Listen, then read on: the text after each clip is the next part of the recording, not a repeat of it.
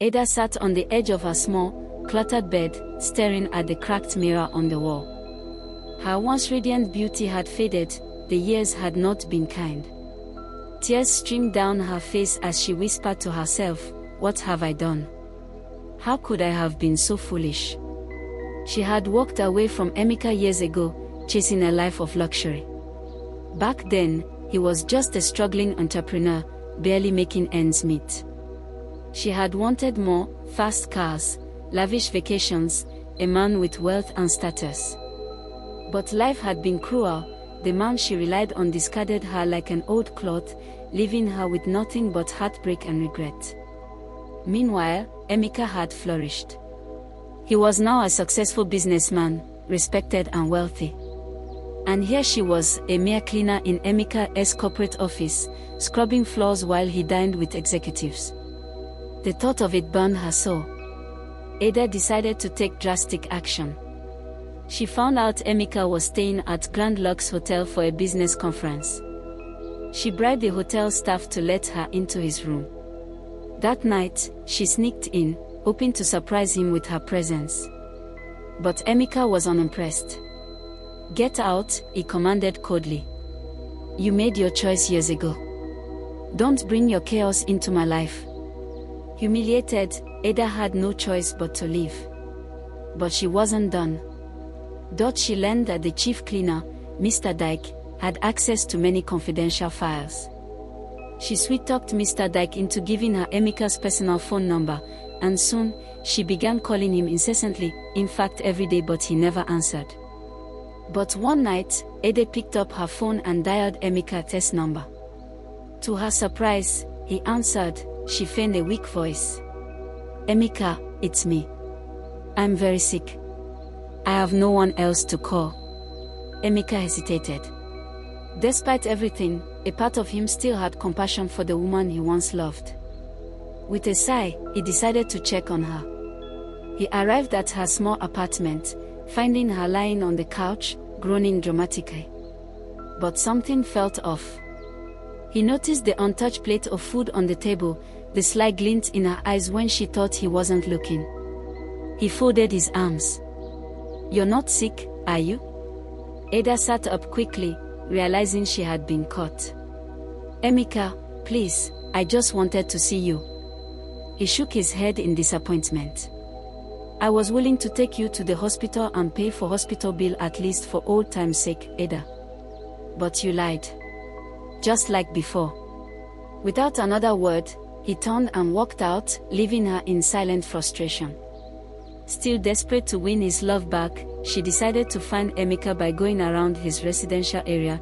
Probably they will meet, but as she approached the gate, the security guard stopped her. "I'm sorry, ma'am," he said. "You can't come in here. This is a private estate, and we have strict security protocols in place." Ada was taken aback. "But I'm here to see Emeka," she said. "I need to talk to him." She had spent hours getting ready, dressing to kill in a red-fitted dress that hugged her curves in all the right places. She had done her hair and makeup, and was now standing at the gate, waiting for Emeka to drive through the gate. Just then, a car pulled up to the gate, and Ada's heart skipped a beat as she saw Emeka and Emilia by his side. Ada felt a surge of desperation and took a step forward, her eyes locked on Emeka's. For a moment, their eyes met, and Ada felt a glimmer of hope. But then, Emeka looked away, and the car drove past her, into the estate. Ada was left standing alone, feeling defeated and humiliated. Her friend Cynthia saw her desperation and decided to help in a different way. "There's an herbalist in town who can make him love you again," Cynthia whispered one evening. With nothing left to lose, Ada followed her friend to the herbalist. The old man listened to her plea and handed her a small bottle of clear liquid.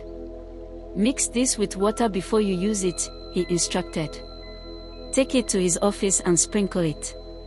Once he breathes it in, his heart will soften for you." Ada's face lit up with hope. "So after I sprinkle this in his office, he will love me?" The herbalist marked. Like never before. The next day, She carefully poured the love potion into a cup of water, stirring gently as she prepared to sneak into Emeka's office to sprinkle it. She dropped it on the table and turned to lock the inner office's door to avoid disturbances.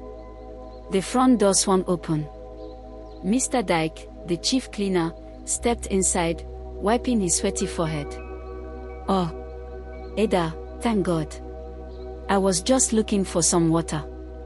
Before she could react, he grabbed the cup from the desk and gulped it down in one go. Ada froze. No. No, no, no, no. Mr. Dyke smacked his lips, then turned to her with a dreamy expression. "Ada, you are the most beautiful woman I have ever seen." Ada's heart dropped. "What?" she stammered, stepping back. Mr. Dyke's entire face lit up.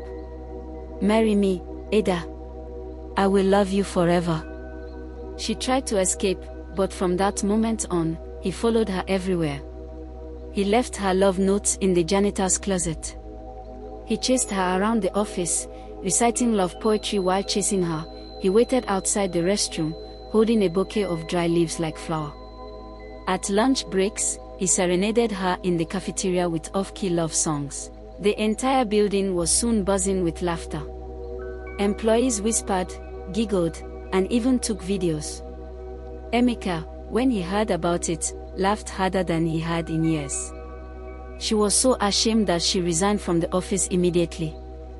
Desperate to rid herself of Dyke's unwanted affection, Ada ran back to the herbalist. "Please. The love potion went to the wrong person. How do I break it?" The herbalist looked at her sternly. "There is only one solution. You must marry Dyke." Ada's eyes widened in horror. "What? No way." The old man nodded gravely. "If you don't, the spirits will turn against you. You will go mad." Ada stumbled backward. "No, no, no. There must be another way." The herbalist shook his head. "You meddled with forces you do not understand. The potion was meant for love, and now it binds him to you. There is no reversal. Let me warn you again. You must marry Dyke, or else the spirits will turn against you." Ada stormed out, refusing to accept such a fate. She refused to accept defeat. Furious and desperate, still determined to get Emeka back, she sought out another herbalist, deeper in a remote village. This one, an old woman with piercing eyes, handed Ada a small, blackened calabash. "Take this home," the woman said in a whisper. "At midnight, call Emeka's name 3 times while staring into the calabash. He will come to you." Ada clutched the calabash tightly. "That's all." The herbalist nodded. "But be warned, if your heart is not pure, the spirits will respond differently." Ada paid and rushed home. That night, exactly at midnight, she sat cross-legged on the floor, placed the calabash before her, and called Emeka's name 3 times. A sudden, chilling wind blew through the room. The candle beside her flickered and died. Then, darkness. Ada gasped. She blinked once. Twice. But she saw nothing. Only an endless void.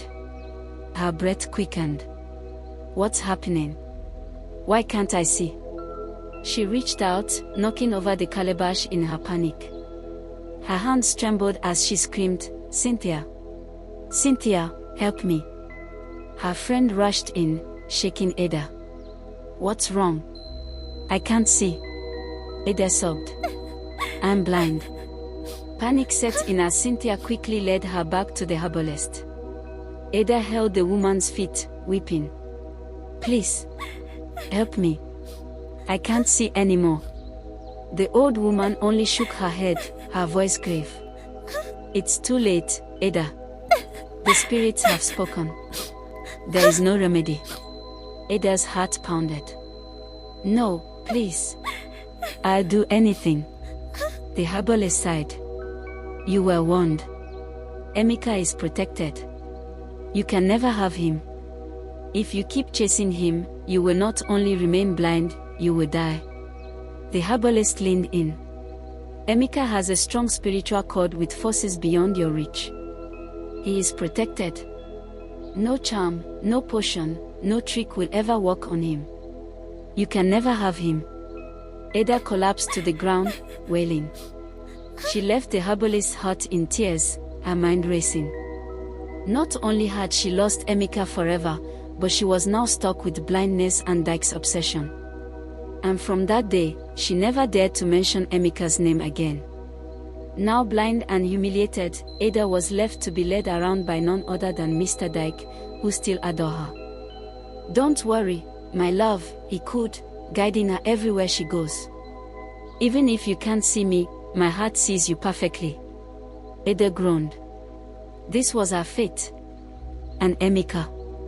He kept flourishing and his business blooming every day, yet he never looked back.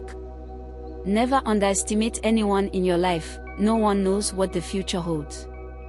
I hope you have learnt a lot in this story. For more great stories, kindly subscribe, like, comment and share to your loved ones. Thanks.